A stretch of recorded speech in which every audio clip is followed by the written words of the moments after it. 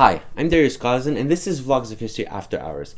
If you're new to the channel, well, welcome, and be sure to check out the main episodes, Vlogs of History, that come out every single Monday on the channel, because these After Hours are sort of an extension to the already existing Vlogs of History episodes. The reason for this is that on the Vlogs of History episodes, I try to keep them as short as possible while still covering the subject in its entirety. Usually the videos are anywhere from 4 to 6 minutes long, right? And because of that, I can't really cover everything that I would want to cover in as much detail and depth as I would want to cover. And so I thought to myself, I could do an extra show called Vlogs of History After Hours to essentially, for one, give more content to you guys, because this is all about me giving content and sharing my love for history with you guys and with you who love history as well. And also as a way for me to explore a subject that maybe I would have wanted to explore in the Vlogs of History episode, but didn't have enough chance because of the time constraint that I put on myself each and every episode. With that being said, let's get started. So this week, as you can see behind me with this very scary image, we covered the French Revolution. And what I have behind me is essentially the guillotine. Now in the Vlogs of History episode, we've talked about how the guillotine was used in the French Revolution during the Reign of Terror, which was essentially a period of 1 year where a lot of people were put on the guillotine because they were thought to be counter-revolutionaries. This was because Mr. Maximilian Robespierre, who came into power with the revolution after they overthrew the king and all of that, came into power, and he became increasingly paranoid about counter-revolutionary influences outside of France and in France as well. I mean, Austria and Prussia, which were nearby countries and they were France's main enemies, they were planning all along to start a counter-revolution and to put back the king, because they did not want the revolution to start in their own countries, right? Because they still had kings, they still had the monarchy, and they wanted things to be the way as is and not be influenced by what was happening in France. Now, because of that, Maximilian, he became paranoid, like I said, and he put a lot of people on the guillotine. It is estimated that around 15,000 to 40,000 people were put on the guillotine during the Reign of Terror, which is a lot. I mean, it's a lot. Now, the interesting thing about this and this whole phenomenon was that it became sort of like an entertainment show, if you will.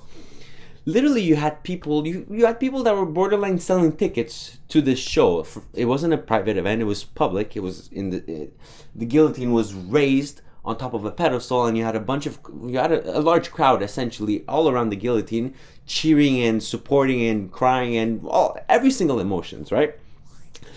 And you had people who would sell papers with the main event. We were killing this person today, we're killing this person right after, and then finally we're killing this person. Come, enjoy, bring your family, it's a good time. This was what was happening during the Reign of Terror, during the guillotine. And you had they called them les tricoteuses, which is essentially translated, the women who would make the clothes at home. They would be the front row. They would always sit in the front row, and their job wasn't actually their job, but it was what they were always end up doing, would be to rile up the crowds, to get the crowds cheering, and just get like a crowd movement going on, if you will. And it's very interesting to take a step back and to just look and examine this. I mean, people really did this. I mean, it wasn't a show. It was people being killed. It was people being decapitated. This was very violent, and it was a very bloody thing. And people were cheering it, people were supporting it, and they were all for it. Although not for long. Eventually, it became boring. If I can say that, it became boring. As strange as it is to say, it really did become boring. Just like any event that doesn't have any innovation or anything new to be added upon every time, if you're just doing the same thing over and over again, people are bound to get bored. And that's exactly what happened during the French Revolution. People got bored. And eventually, boredom turned into anger and resentment. They started not to like the guillotine anymore. They actually started to hate it. Which is funny, because at the beginning they liked the guillotine, but then after that they hated it and they wanted it gone.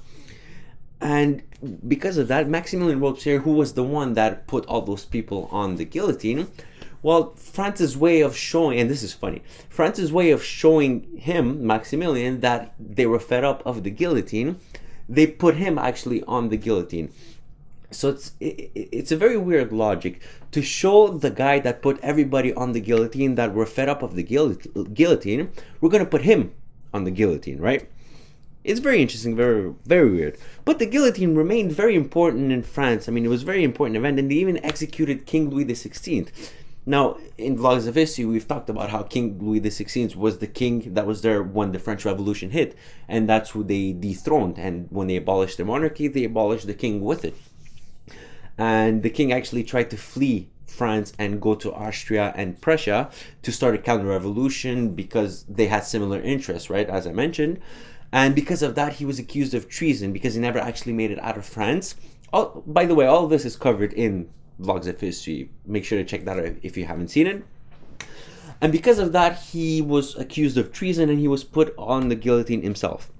And that's essentially what happened during the Reign of Terror with the guillotine in France. It's very interesting. It's very bizarre. I mean, they were selling this as a show. It's very bizarre.